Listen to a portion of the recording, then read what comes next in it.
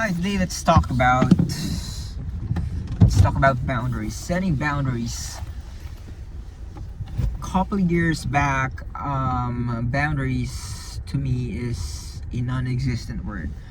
I didn't know that there's such things as boundaries. What that we set boundaries to let people respect us, to teach other people on how to communicate with us, how to communicate to us, on how we set our space, our personal space, and don't not let other people enter it without our consent. Because I grew up in the Philippines. It's a third world country, and there's no such things as boundaries. When I was younger, my childhood friends, we were goofing around, and part of it is just slapping slapping other people's heads or each other's heads. And there's no such thing as that. It's a crazy concept to us that boundaries exist. But when I started living here in the US, I realized that I should respect other people's space. I should respect people about on how I should say things, on how I shouldn't even touch other people. Like, poking them is not a, I was so scared of poking them because it might call as a harassment or something. That's how ignorant I was when it comes to boundaries. But now I've realized that I'm gonna give you some 3 points. I'm gonna give you 3 pointers on why boundaries are important. First of all, boundaries helps us to teach others on how they respect us, how they would interact with us. It's so important because sometimes people tend to overlook your personal space, your personal time. They when especially family members, when they know that you don't have any, like for example when you're off, they instantly wants to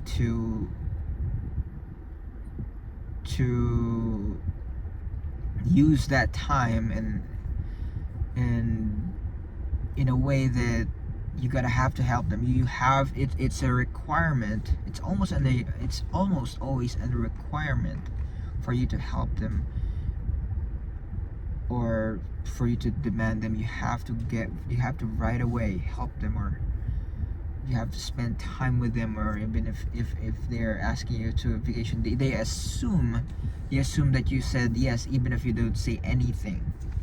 And so that's one of the things that people tend to overlook if you don't set boundaries. And the second thing, the second reason why we should have the boundaries is that we prioritize our priorities. Because we tend to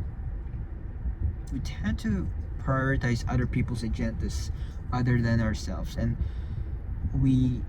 then we complain that we haven't done anything because we prioritize other people's agendas. We prioritize other people's wants, needs, and requests other than ourselves, other than what we value, what we really want out of life.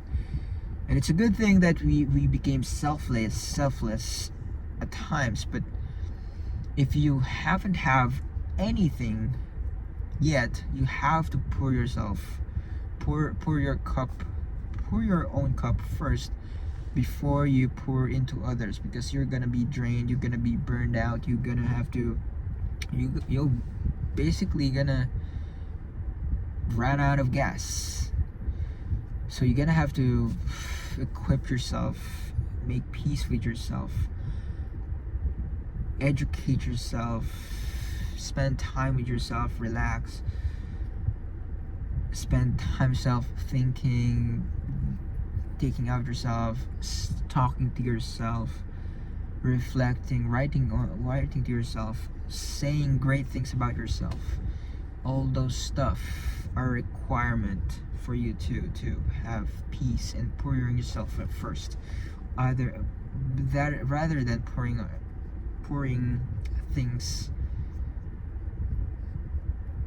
to others, because you cannot give what you don't have. You cannot give what you don't have.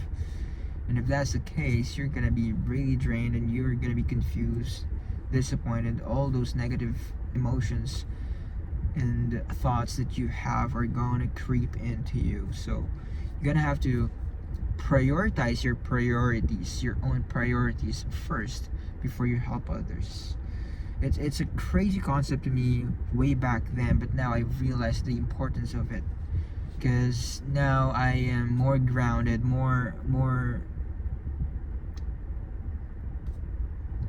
I'm more in a firm foundation than I was before.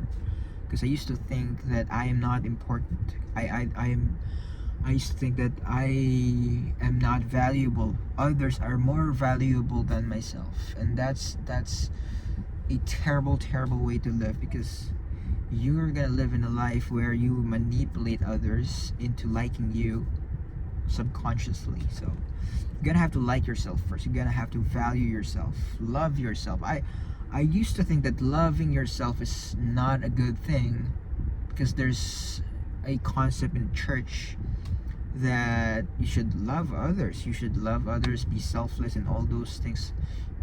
And I overlooked myself, and I didn't get the idea that in the Bible as well, it says that love your neighbor as yourself. So that means you love yourself too. So, and love yourself as the same as you love others. So there you go. That's the second thing. Prioritize your priorities. And lastly, setting boundaries allows you to add value to others. It seems far off, but when you prioritize your priorities, you let yourself respect you. You teach yourself, you teach others to respect you.